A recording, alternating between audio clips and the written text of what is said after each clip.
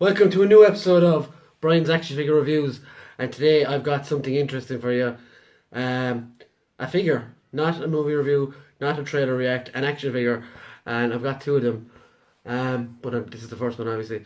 So today I'm going to be reviewing Marvel Legends Spider-Woman. I got her from Stephen Perry, Kit Bash King on Facebook. As a part of a deal that I started out with him, he picked me up a figure in B&M over in England from the Fortnite range, which I'll be reviewing today or tomorrow as well. And I saw he had some Marvel Legends for sale, so I had a look, and I picked up Spider-Woman from him as well. It's not her classic costume; it's her modern look from what I've recently seen her in is the recent Captain Marvel comic ongoing at the moment.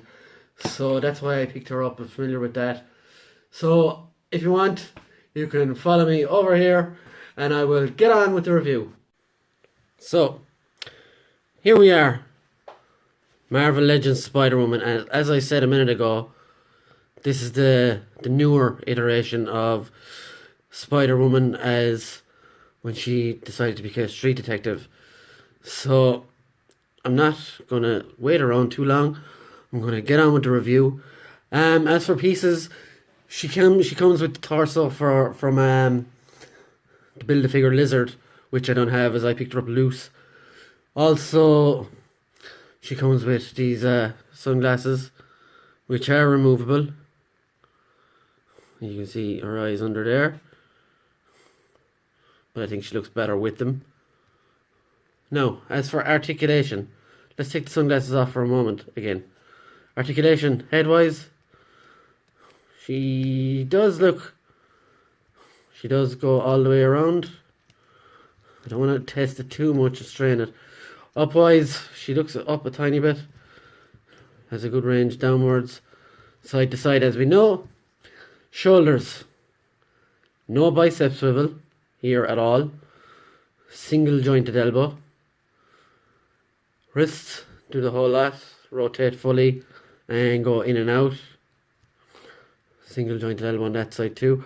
Only one set of hands, one fist and one open hand to hold something. Chest pivot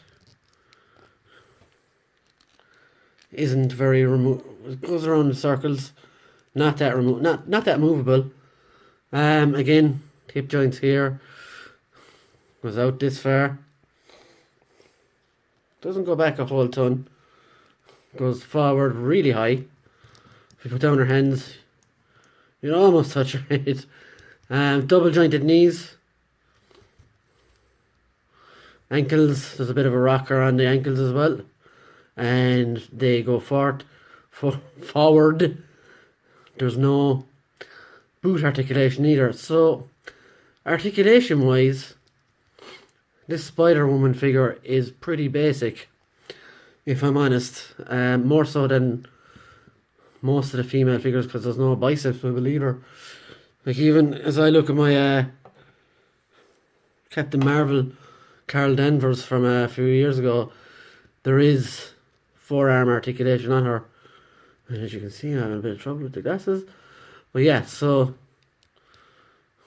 like, it's a very basic figure.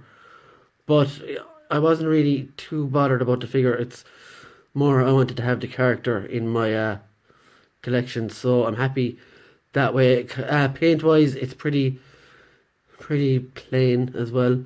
But again, the costume is pretty plain in itself. So that's just Jessica Drew for you. So let's do a comparison. Height comparison with other lines. Here we have 1000 Toys Synthetic Human. See, she's quite small because he's pretty small. She's after falling over.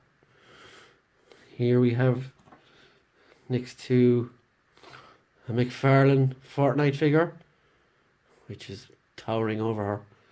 Here we have her next to DCU Joker. Not too big.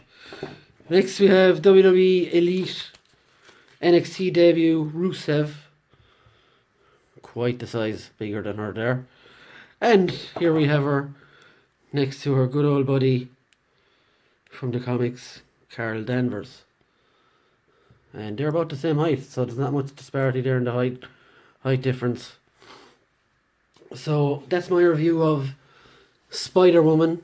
If you want the character, she's a good character to have. I myself used to rather the classic version, but since reading a book with these two in it, I had to have her. So that's it. If you like more of these reviews, make sure to subscribe, make sure to hit the notification button, and make sure to like and get involved in the discussion below. You'll find me at all the groups and social media handles in the description as well. So thanks, get involved. Bye.